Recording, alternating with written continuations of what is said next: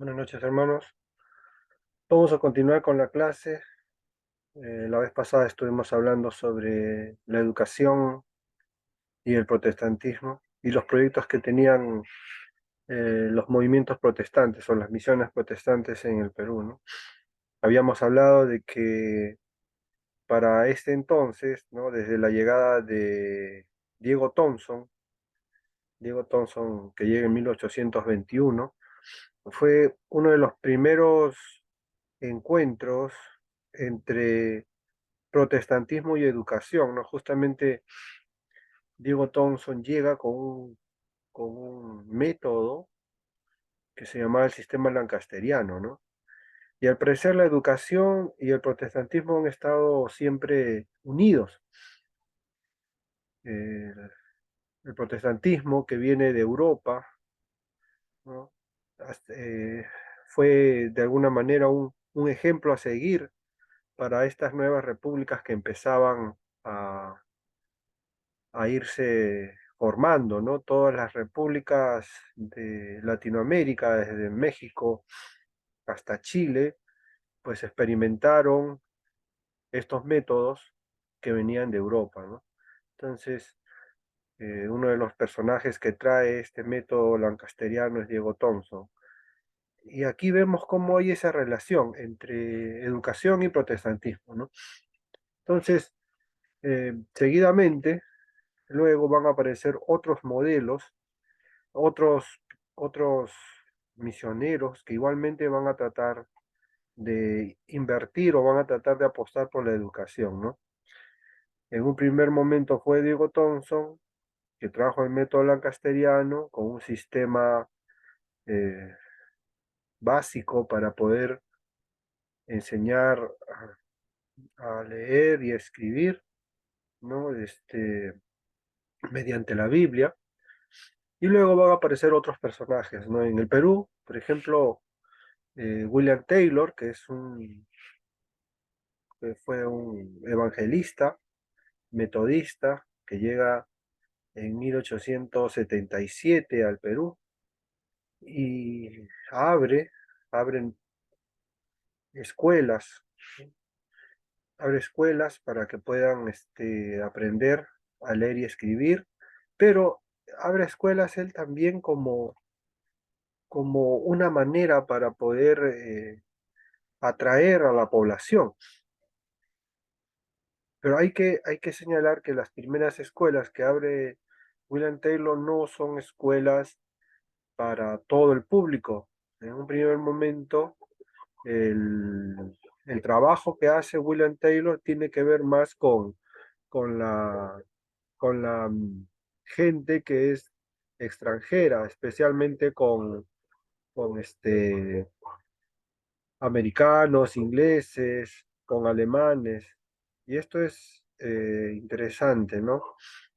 Eh, Entonces, ¿por qué? Porque eran escuelas autosostenidas, escuelas que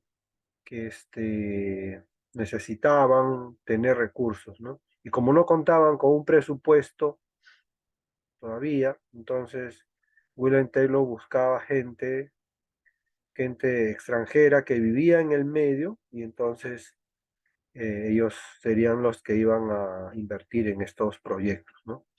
Así fue que abrió algunas escuelas en Lima, en el norte y en el sur, ¿no? Tacna, en Chincha, Lima y alguna que otra en el norte.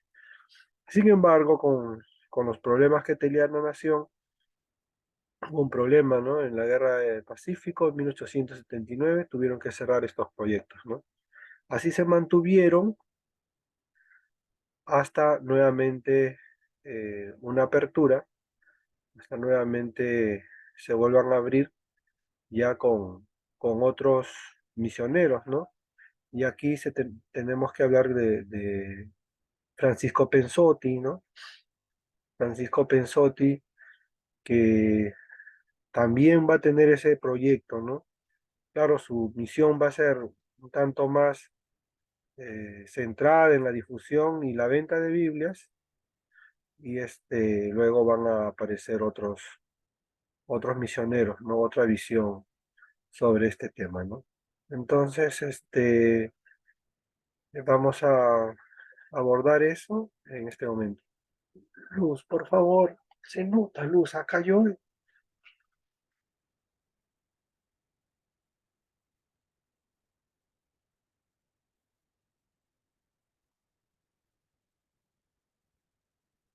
Entonces, de esta manera, vamos a ver, por ejemplo, que van a abrirse varias escuelas en el Perú. Por ejemplo, en 1891 se va a abrir una escuela que se llama la Angloamericana en el Callao. Luego en 1906 la Lima High School. Luego en 1915 se va a abrir la Escuela Angloamericana, ¿no?, que quedaba en La Victoria. Luego en 1920 se va a abrir el Instituto Norteamericano en Lima. Luego el Instituto Andino en 1913, que quedó en Huancayo. La Academia Inglesa en 1904 en Tarma. El Colegio Americano en Cerro de Pasco en 1914. El Colegio Americano igualmente en Goyarista en 1923. Otra escuela en 1919. En 1917 en Chincha Alta el Liceo Anglo-Peruano.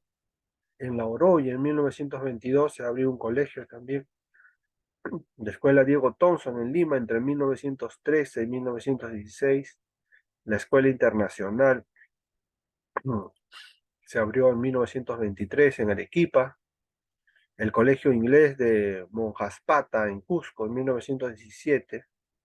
La Escuela Elemental Mixta de Urco en Calca, Cusco en 1913.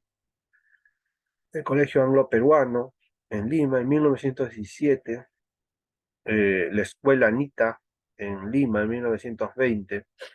La Escuela IEP en 1928. La Escuela Evangélica en Monsefú en 1920. La Escuela Inglesa en Chiclayo en 1924.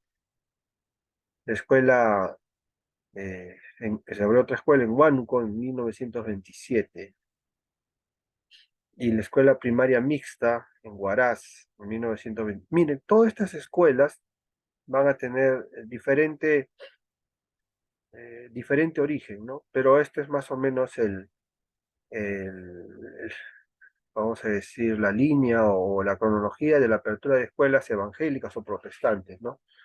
Una escuela granja en Monsefú en 1914 se abrió. Aproximadamente hubieron algo de 25 escuelas que se abrieron en ese periodo, ¿no? Entre finales de 1800 y la primera década de 1900, entre primera y segunda década, ¿no? Entonces, la relación entre educación y evangelio estuvo muy vigente, ¿no? Fue una relación que funcionó, ¿no? Por ejemplo, el Colegio Lima School eh, fue un colegio abierto por la Iglesia Metodista, ¿no? Y aquí el personaje, vamos a decir, el misionero fue el doctor Thomas Wood, que desde 1891, con su hija Elsie, empezó a trabajar en este proyecto, ¿no?, de abrir unas escuelas metodistas en el Callao, ¿no? Después de 4 años ya existían 5 escuelas en el Callao, y en 1906 Elsie Wood, la hija del misionero Thomas Wood, fundó un colegio que propició el desarrollo integral del ser humano y este estaba basado en la relación íntima con Jesús, ¿no? Entonces, esta Lima High School va a ser muy, muy interesante, ¿no? Eh, Empieza a funcionar en un local ubicado en la plazuela de San Francisco y ahí se traslada a La Colmena, ¿no? En 1932, el 18 de junio, durante la gestión de Miss Gertrude Hanks, misionero y pedagoga, se inaugura el edificio ubicado en la segunda cuadra de la avenida 28 de Julio, ¿no?, con sus modernos ambientes, laboratorios, gimnasio, auditorio, etcétera, ¿no? y con el tercer piso íntegramente dedicado a la residencia de los misioneros y al internado de niñas, ¿no? Hanks continuó con la labor difusora que la directora anterior había iniciado, pero agregando un notable espíritu de expansión que permitió la consolidación del colegio en una de las instituciones femeninas más prestigiosas de Lima, ¿no? Así fueron creciendo los colegios, ¿no? Y tuvieron relativo éxito en sus inicios, ¿no? Bueno, con estas innovaciones, el número de matriculados en 1915 subió hasta 532 en 1938, ¿no? Empezaron pocos, 40 alumnos, y luego al cabo de una decena de años ya tenían medio millar y hasta más, ¿no? Entonces, y eran no colegios estatales, eran colegios particulares, ¿no? Entonces, la fama de estos colegios fue creciendo y pues fueron aumentando también los alumnos, ¿no? Con el tiempo también se construyeron modernos locales, ¿no? Entonces, es interesante todo esto, ¿no? Por ejemplo, durante el octavo Congreso Panamericano celebrado en Lima, el colegio abrió sus puertas para que la sesión inaugural se lleve a cabo en su auditorio. Entonces eran colegios que prestaban también sus espacios, ¿no? Sus instalaciones para eventos de tipo evangélico, ¿no? O también eventos de tipo cultural, ¿no? Entonces, eh, justamente en ese tiempo también se funda el Instituto Cultural Peruano Norteamericano, ¿no? Cuya primera acción fue organizar una notable exposición de cultura peruana en las mismas instalaciones del colegio. Entonces, fíjese, del colegio Lima High School, pues eh, nace también este instituto, ¿no? Que es hasta ahora conocido, ¿no? Entonces, sin embargo, también hubieron ciertas, eh, ¿cómo le digo? Inconveniencias, ¿no? Por la política que, que sufría nuestro país, ¿no? Entonces, por ejemplo, eh, en, entre 1940 en adelante, el gobierno prohibió a las instituciones, ¿no? El uso de nombres de idioma extranjero. Entonces, el Lima High School tuvo que cambiar de nombre. Entonces, luego cambió al Colegio Norteamericano. Y luego volvió a cambiar nuevamente a otro nombre y esta vez recibió el Colegio María Alvarado en homenaje a la conocida feminista peruana, ¿no? Y aún hasta ahora se mantiene ese nombre, ¿no? María Alvarado. Uno puede ir y conocer este colegio, ¿no? Con ese nombre. Ahora bien, también podemos hablar de una escuela normal de varones, que se fundó en Lima en 1905, cuando fue ministro de Educación Jorge Polar. Y dirección la dirección fue asumida por un profesor belga llamado Isidro Puig. Aquí aparece un personaje que se llamó José Magnay, quien le sucedió a Poiri, ¿no? Que era un profesor de Bélgica. Al ser contratado José Magnay, eh, vino con tres pedagogos. Uno era Alberto Gisek, Henry Bart y Joseph Bain. Estos pedagogos trabajaron en las reformas de la educación en 1909 y en 1913 el gobierno de Billinghurst dio un decreto supremo en el que ordenaba la enseñanza de la religión católica en todos los centros de estudio. Este decreto fue materia de comentarios por parte de la revista El Heraldo. Y aquí habíamos hablado anteriormente de Juan Ricci, ¿no? Pues él comentó que este decreto eh, de alguna manera daba importancia a las escrituras, pero cuestionó el que fuera pues eh, parte del trabajo de Iglesia Católica, ¿no? Eso fue lo que cuestionó, ¿no? Entonces, esto trajo algún tipo de inconvenientes, ¿no? Entonces, con el tiempo, McKnight fue retirado de la escuela normal porque el presidente Pardo escuchó un chisme de la sacristía, así se dice, ¿no? Se enteraron de que McKnight era protestante y entonces no podía haber un ministro o un pedagogo encargado de trabajar en las líneas pedagógicas en, en un país de corte católico, ¿no? Además de, además de que los curas, ¿no? Eran muy anti-evangélicos, antiprotestantes, ¿no? Esto trajo problemas y entonces tuvo que retirarse el ministro Magnay, ¿no?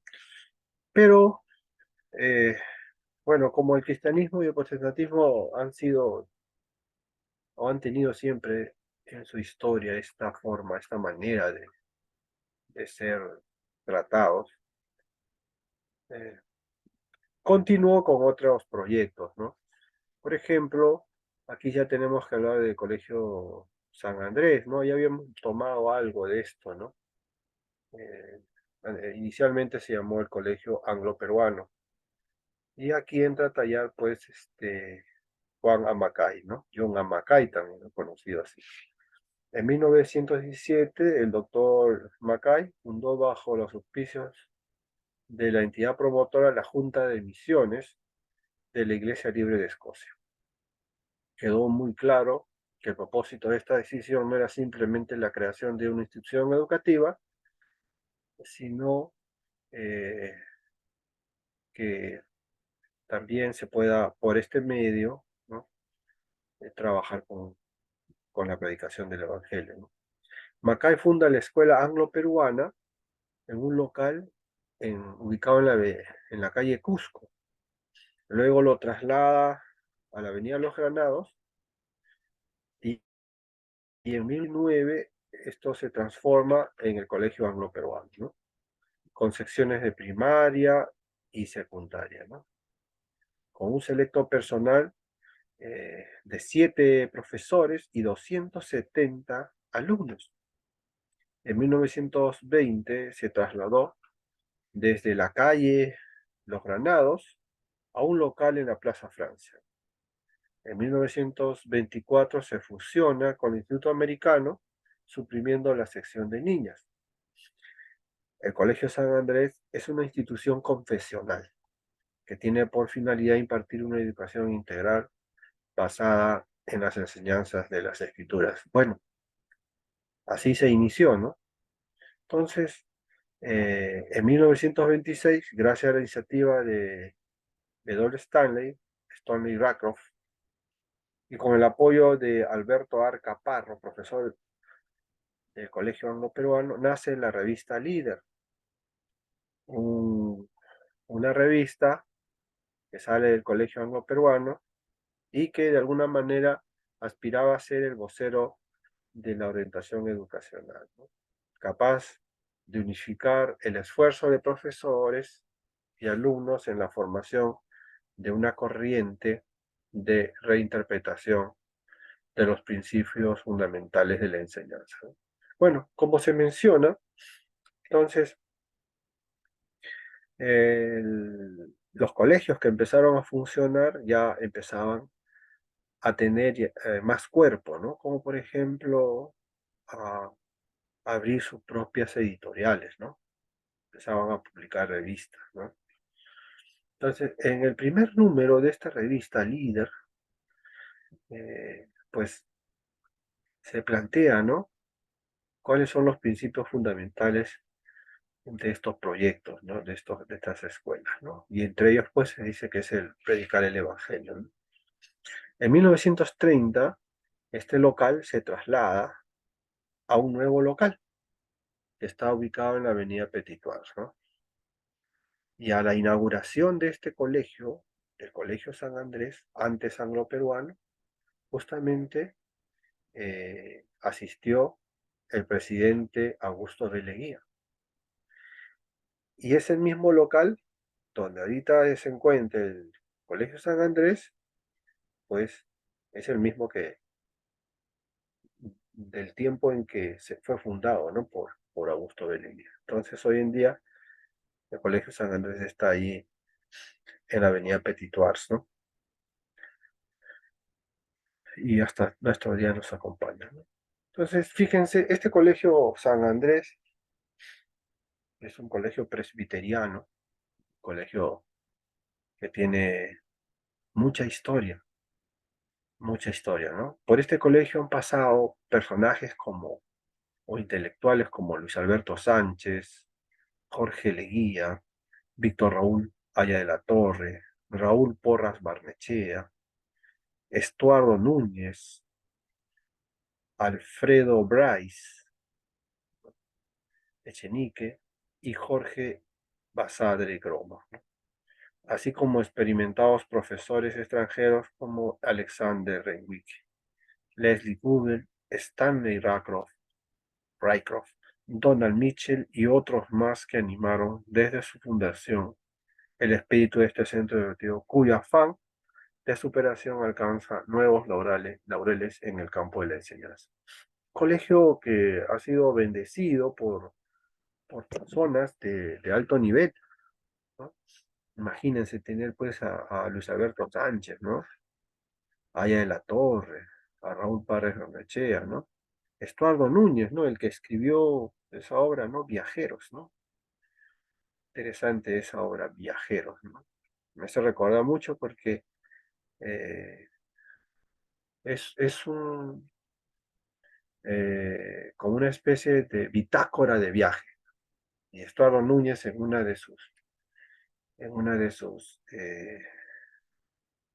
vamos a decir, representaciones, ¿no? En una de esas colecciones que él tiene, porque esta obra que él escribe, Bitácora de Viajeros, ¿no?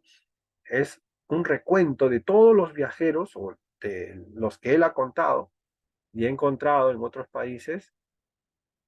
eh, es un recuento donde él lo convirtió en una obra, ¿no?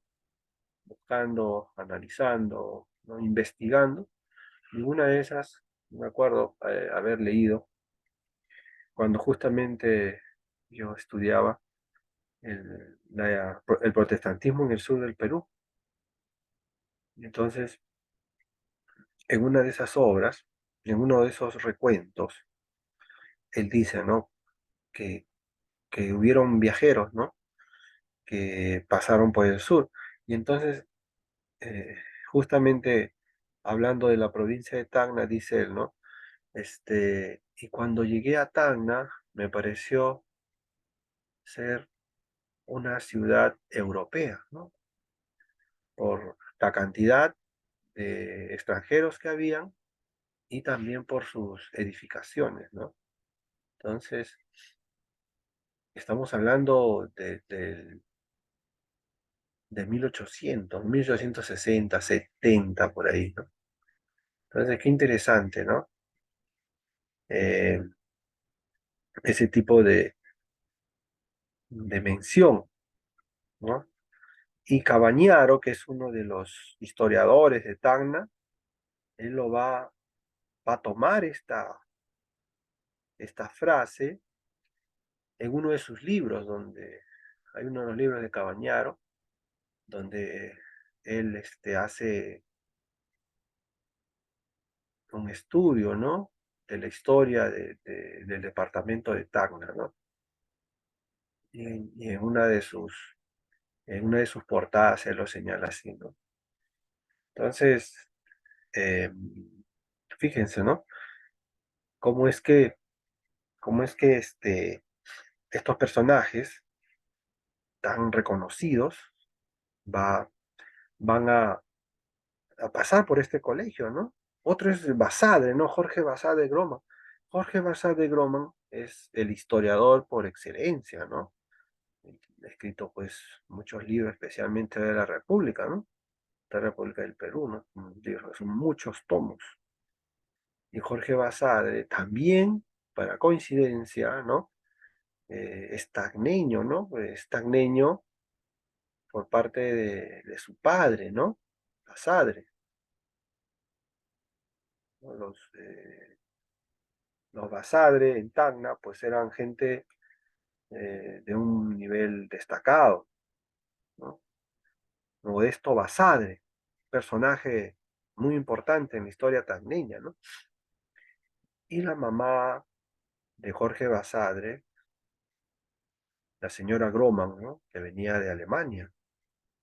Entonces, Jorge Basadre tiene una obra que es muy interesante, justo hoy también cuando investigaba esta serie sobre el protestantismo en el sur, Jorge Basadre escribe una obra que se llama Mi infancia en Tacna, y también cuenta ahí cómo es que cuando él era pequeño pudo ver todas esas edificaciones, ¿no? Y todo ese aire y ese, vamos a decir, contagioso panorama que brindaba pues la ciudad tacneña, ¿no? Bueno, entre ellos, ¿no? Entre ellos, ¿no? Y pues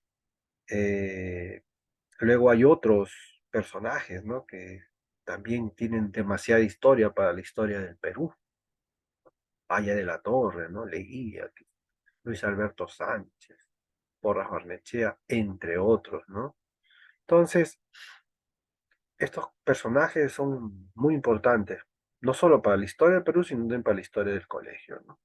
Entonces, es un colegio con, que de alguna manera se ha mantenido por su calidad educativa y hasta nuestros días, ¿no? Hasta nuestros días todavía está presente, ¿no?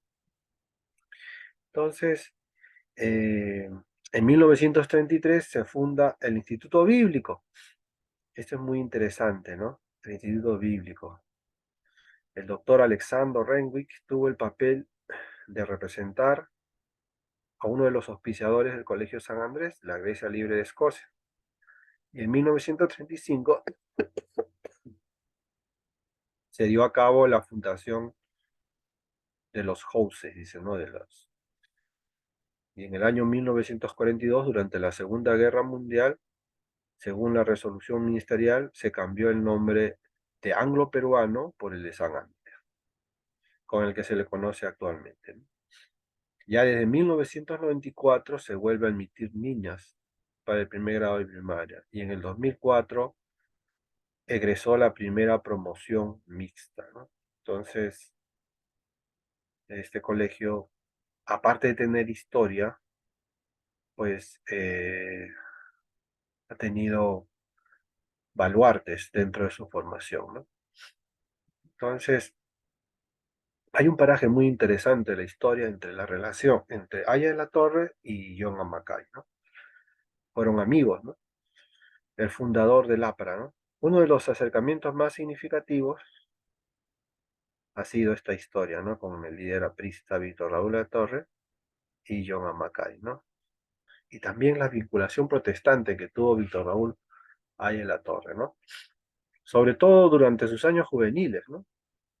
En ese tiempo se puede observar a Aya de la Torre enseñando en el Colegio Anglo-Peruano, manteniendo relaciones con la Asociación Cristiana de Jóvenes y brindando apoyo en las manifestaciones contra la consagración al Perú del Sagrado Corazón de Jesús, ¿no? En favor también de la lucha y propaganda antialcohólica, además de la Liga Profesional de Higiene y Profilaxia, entre otros organismos de tendencia protestante. Entonces, Aya la Torre era defensor de los intereses o de los proyectos que tenían vinculación protestante. Ahora, esto es interesante, ya lo han investigado anteriormente, no tanto, pero ahora ya está bien investigado la relación que hubo entre el protestantismo y la torre, ¿no? Especialmente gracias a John Amacay. Entonces, seguramente en otro momento podrán abordar ese tema, ¿no? Que es fantástico. Quien ha trabajado bastante esto es Tomás Gutiérrez, ¿no? Tomás Gutiérrez tiene una obra sobre la relación entre John Amacay y ahí en la torre, ¿no? Quienes fueron amigos, ¿no? Bueno, ahora vamos a hablar un poquito del protestantismo y el movimiento ecuménico en Latinoamérica, que va de 1948 a 1978. Ciertas conferencias misioneras empezaron a formarse en este tiempo, ¿no? En la primera mitad del siglo XX se produjo una lenta latinización de las iglesias protestantes. Se dieron 3 conferencias sobre la misión en América Latina. La primera se celebró en Panamá en 1916. Creo que ya lo habíamos conversado, ¿no? En otro momento, ¿no? La segunda en Montevideo en 1925 y la tercera en La Habana en 1923. La conferencia de Panamá se llevó a cabo en inglés y el 15% de los delegados era de origen latino. En La Habana, los latinoamericanos tenían opiniones encontradas. Esto causó algunos conflictos. 1929, ¿no? Pablo Alberto Deiros recuerda que los nacionales se quejaron de la dominación y el control de los misioneros norteamericanos, y al mismo tiempo los misioneros expresaron dudas acerca de la capacidad de los ciudadanos para gestionar el trabajo, por su espíritu voluble, rebelde y revolucionario. La primera mitad del siglo XX se caracterizó por una continua dependencia de misioneros extranjeros, al mismo tiempo que el desarrollo de un liderazgo latinoamericano. Ciertamente así fue, ¿no? Eh, cuando llegan los misioneros, cuando llegan los misioneros, había pues quienes traían todo el sustento para poder manejar la obra eran los misioneros, ¿no? Ellos traían el dinero, y entonces los hermanos de alguna manera empezaban a formarse, ¿no? Era lógico, ¿no? Era lógico que quienes iban a sustentar eran los misioneros, ¿no? Entonces, como ellos eran los que ponían el dinero, entonces ellos eran los que manejaban todo. Con el tiempo esto fue como que resquebrajándose. Entonces, eh, luego fueron encontrándose en un diálogo, ¿no? Entre misioneros y, y autóctonos, ¿no? Y autóctonos.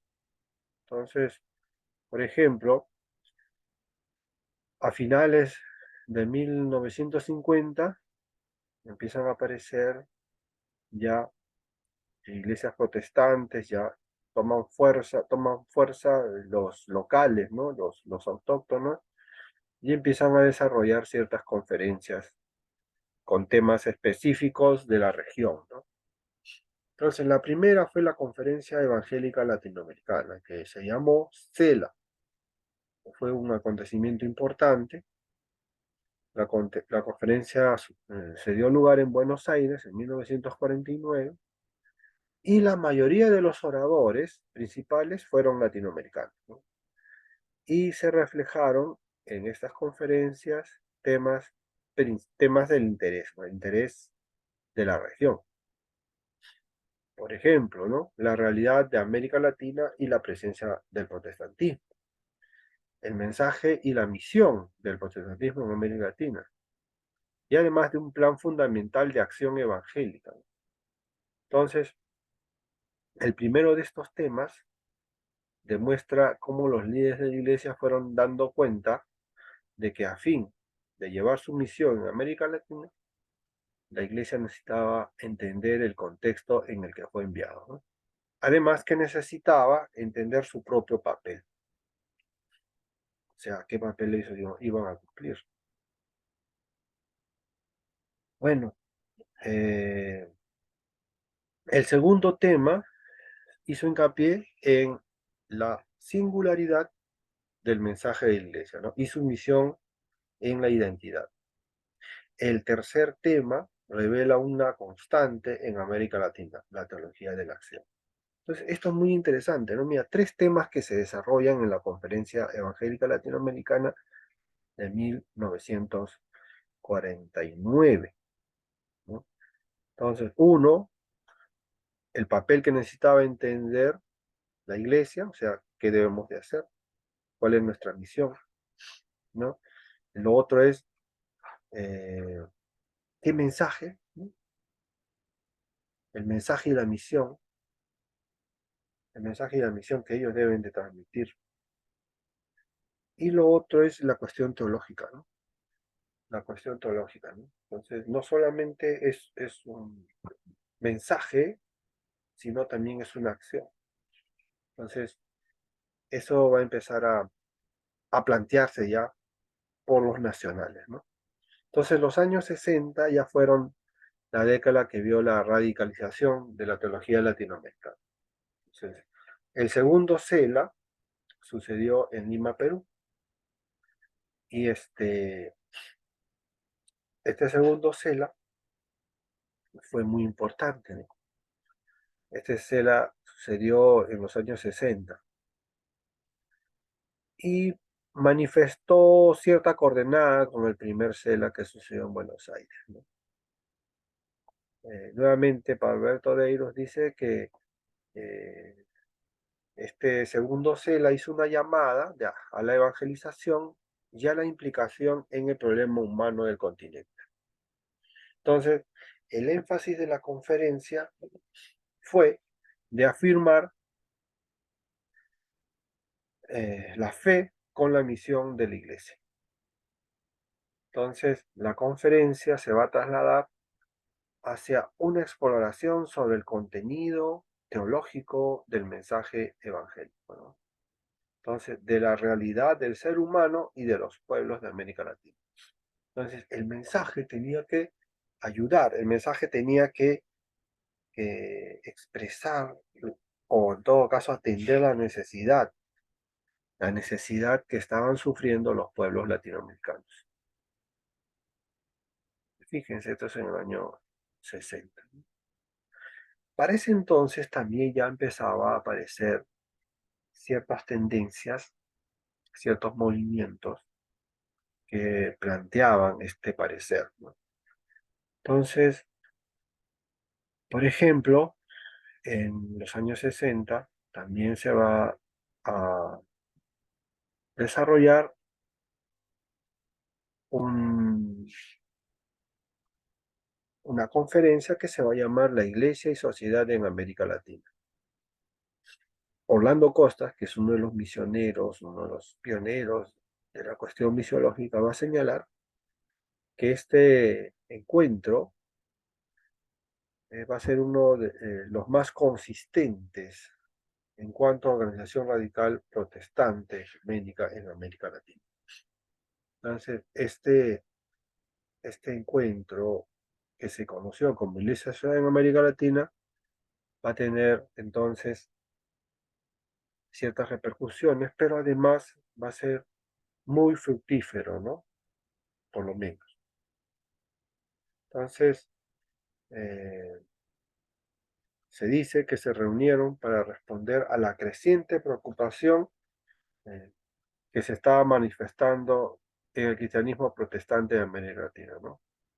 Y además, para descubrir la mejor manera de dar testimonio en medio de una situación de cambio social. Entonces, el enfoque de ISAL, porque así se lo conoce, Iglesia, Sociedad en América Latina, el enfoque pues fue cómo cambiar la sociedad, cómo transformar la sociedad de una manera más presencial, ¿no? Y no tanto verbal. Entonces, la idea de esta conferencia fue uno, reunir e intercambiar información acerca de la labor social que ya se está haciendo o se estaba haciendo en las iglesias. Segundo, descubrir cómo podrían ayudarse unos a otros en el futuro. Tercero, buscar el significado de estos cambios sociales desde una perspectiva cristiana y responsable. Y finalmente, cuarto, para concretar una común estrategia para el estudio y la acción futura. Entonces, ISAL lo que buscaba era a trasladar lo teórico a lo práctico. Entonces, eso es lo que buscaba Isalo. Entonces, esto demuestra cómo la identificación iba en aumento, ¿no? Durante el ISAL, en los años 60, la identidad evangélica se movió cada vez más hacia una teología de revolución socialista y una opción. Entonces, fíjense, ¿no? Estamos hablando de los 60, 60 pues es un tiempo de cambio para todo el continente, ¿no? Los años 60 van a ser los años en donde vamos a experimentar, por ejemplo, gobiernos militares, ¿no? Gobiernos militares, gobiernos socialistas, ¿no? Entonces, los 60 va a ser un tiempo muy importante, ¿no? Y, y entonces estos, de alguna manera, va a ser el contexto, ¿no? Va a ser el contexto para una teología de tipo social, ¿no? Entonces, muy interesante, ¿no? Muy interesante cómo es que la iglesia evangélica también va a coger impacto en las situaciones políticas y sociales, ¿no? Entonces dice, en una reunión de ISAL en 1966 que sucedió en Chile, se trabajó, por ejemplo, la misión como humanización.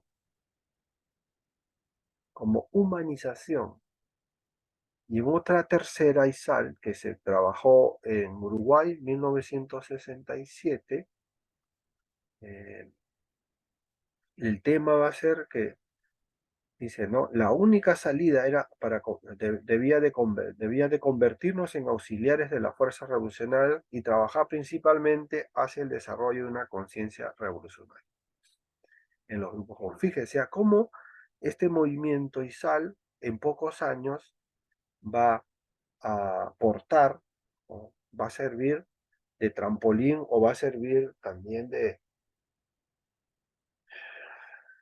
lugar de encuentro de ideas cada vez más radicales, ¿no? Cada vez más radicales, ¿no? Entonces ISAL finalmente va a terminar apoyando estos grupos revolucionarios de los años 60.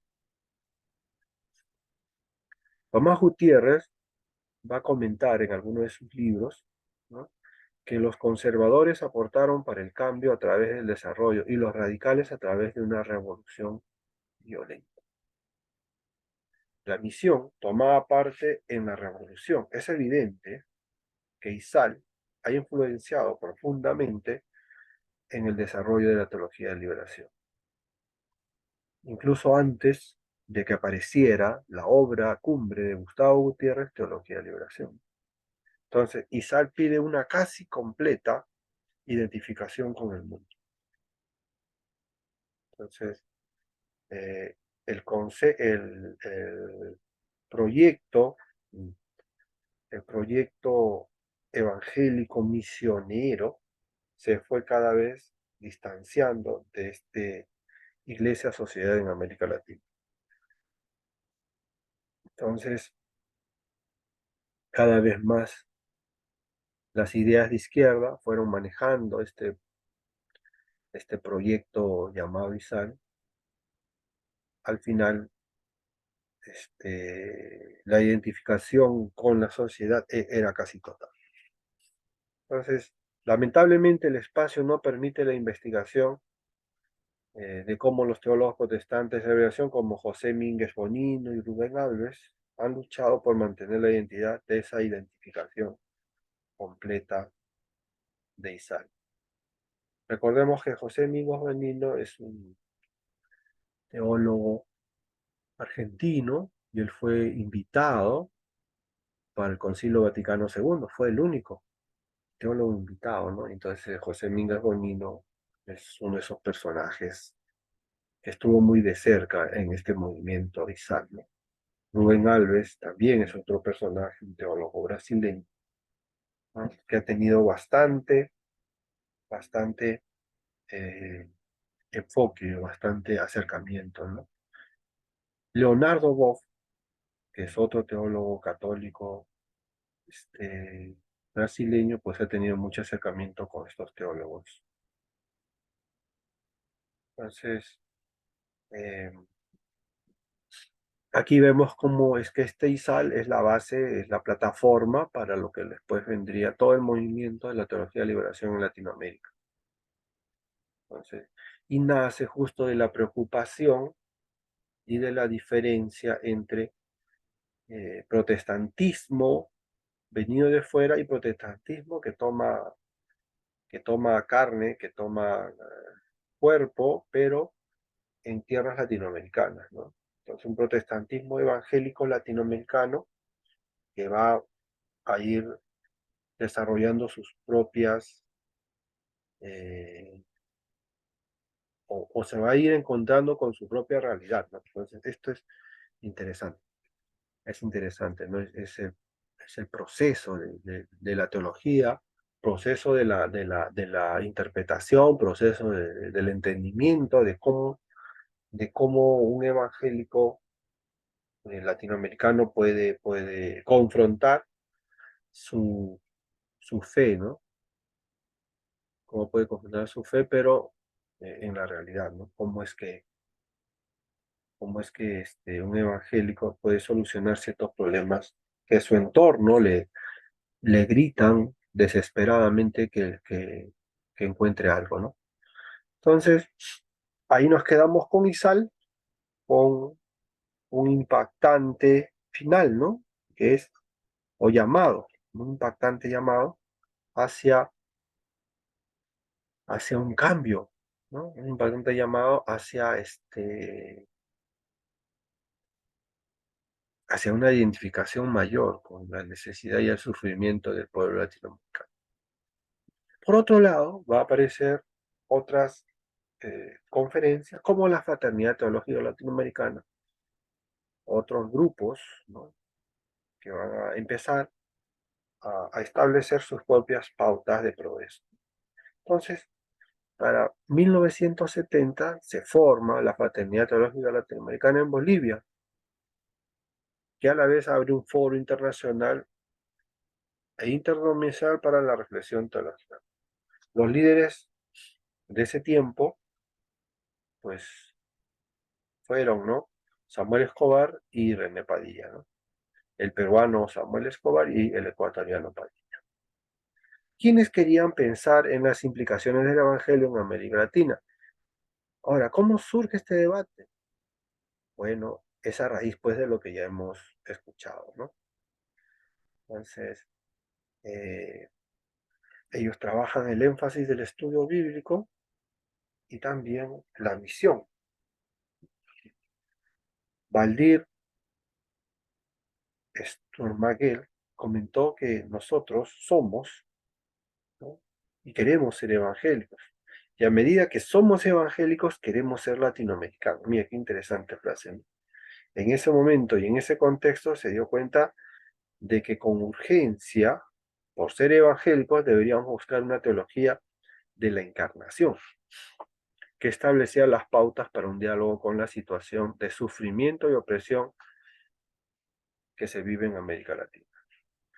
Entonces, fíjense, ¿no? ¿Cómo es que van apareciendo estos enfoques, ¿no?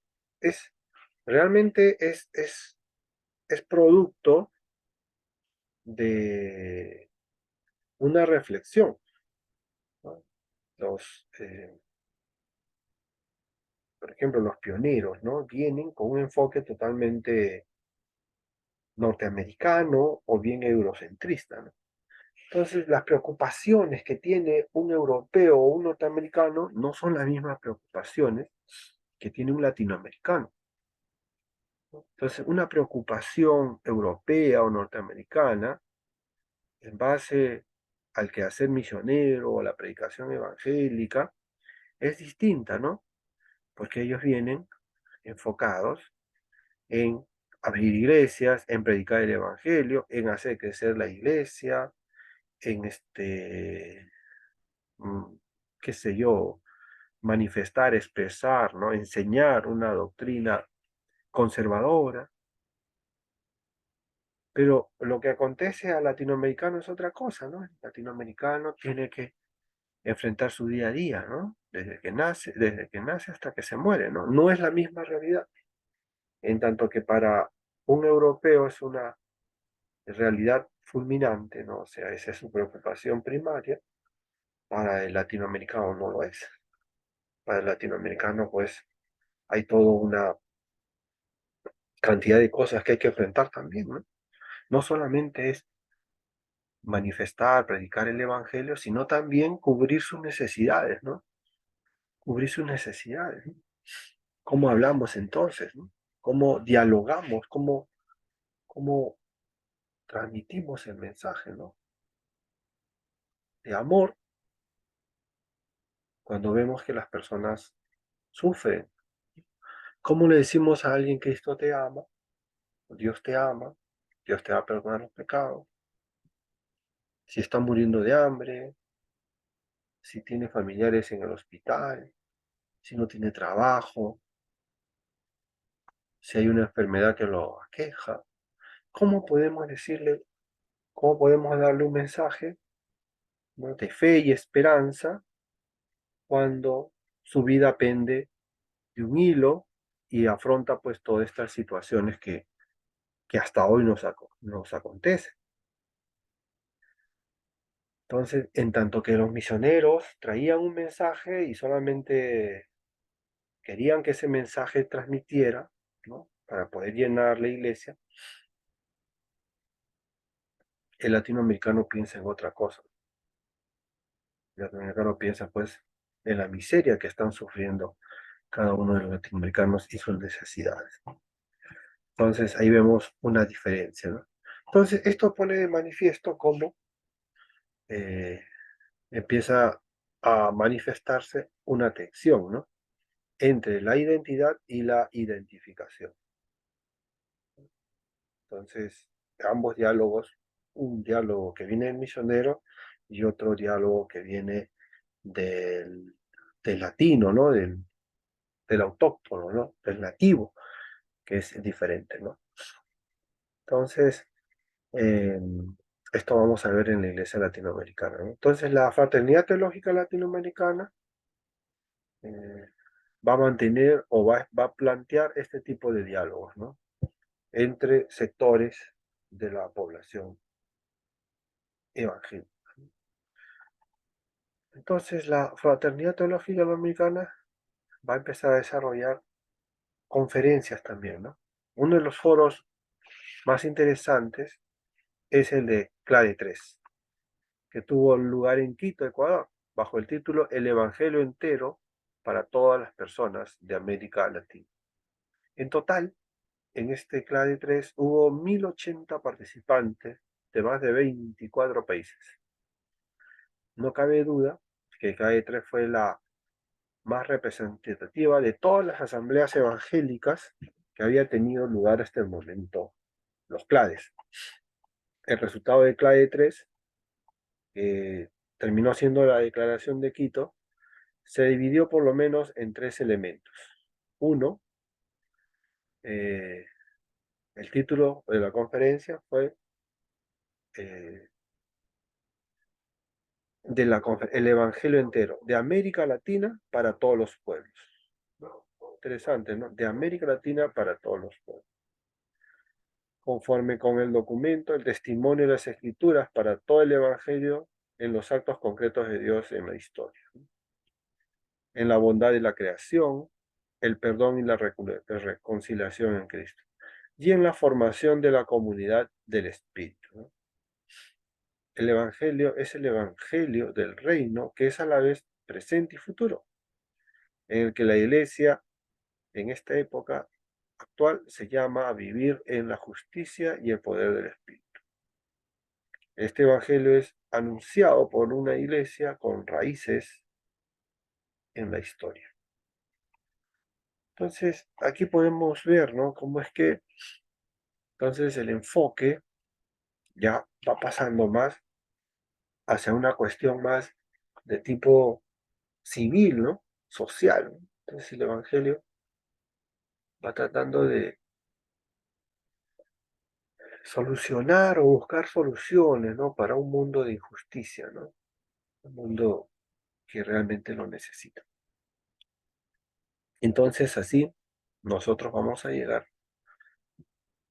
eh, vamos a llegar a un momento en donde la exigencia es máxima, ¿no? Entonces dice, se trata de predicar este evangelio dentro del contexto de un continente que ha sufrido la opresión, la guerra civil y la corrupción, y las políticas neoliberales.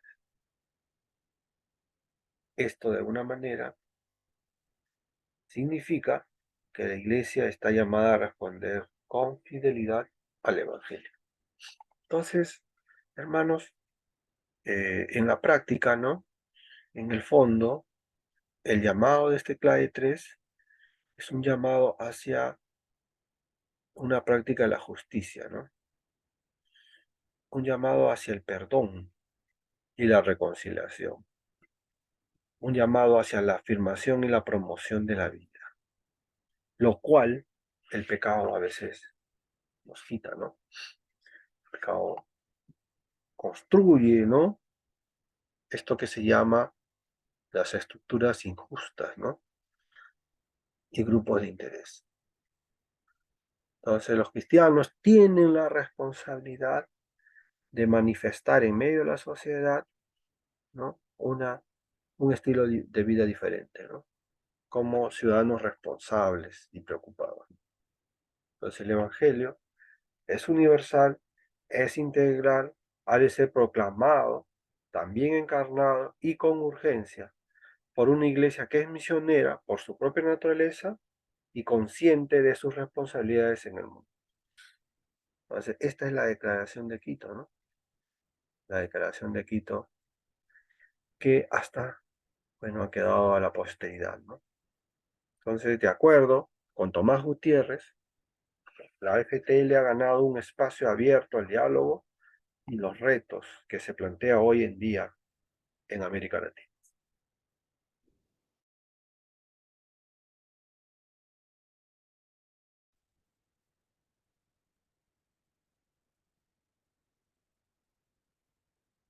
Bueno, entonces habíamos tocado este tema, que es muy interesante, ¿no? Habíamos visto hasta el clave 3, ¿no? Entonces, el clave 4 que fue en Quito también, hubo como escenario, hubo como escenario este otro congreso, Quito, y este, el tema que se trató fue también interesante, ¿no? La temática fue eh, palabra, espíritu y misión, ¿no? Palabra, espíritu y misión a puertas del tercer milenio. Entonces, nuevamente se oyeron muchas plenarias, ¿no? Y muchos enfoques importantes, ¿no? Las consultas temáticas encararon ciertos temas como la presencia cristiana en el medio académico, los ministerios editoriales, la educación teológica, la misión integral e iglesia y los ministerios entendidos, ¿no? Estos fueron justamente consultas que generaron una reflexión interesante, ¿no? De donde luego se van a trabajar aspectos de la pastoral para la niñez, ¿no? Entonces, y se van a crear redes, ¿no? Como Red Viva, ¿no? Clave 4 sirvió como un ente catalizador para la puesta en escena de otras instituciones y redes, ¿no? Que se habían nutrido en décadas anteriores. Por ejemplo, la FTL en el 2000, al voltearse la página del milenio, pues ya cumplía 30 años, ¿no?, de vida. Y pues la FTL empezaría a nutrir sus espacios gracias a este tipo de conferencias, ¿no? De conferencias. Clave 5 es otro que se va a plantear años después. Y pues el equipo de la FTL va a ser uno de los organizadores, ¿no? Entonces va a convocar una nueva mesa y el lema de la directiva va a ser este, ¿no? Sigamos a Jesús en su reino de vida, guíanos Santo Espíritu, ¿no? Clave 5 es uno de esos claves muy importantes también que va a suceder en Costa Rica, ¿no? Entonces, es un clave interesante, ¿no? Y los ejes centrales fueron estos, ¿no? Uno, sigamos a Jesús, porque como iglesia de Jesucristo necesitamos aprender a seguirle y a encarnar con compromiso un discipulado integral. También, otro eje va a ser reino de vida, porque el reino de Dios es reino de vida. Y también guíanos Santo Espíritu, porque el nuestro es un ruego, un clamor, una confesión en un medio en el cual demasiados evangélicos se sienten triunfalistas por el crecimiento numérico y el acceso al poder. Interesante, ¿no?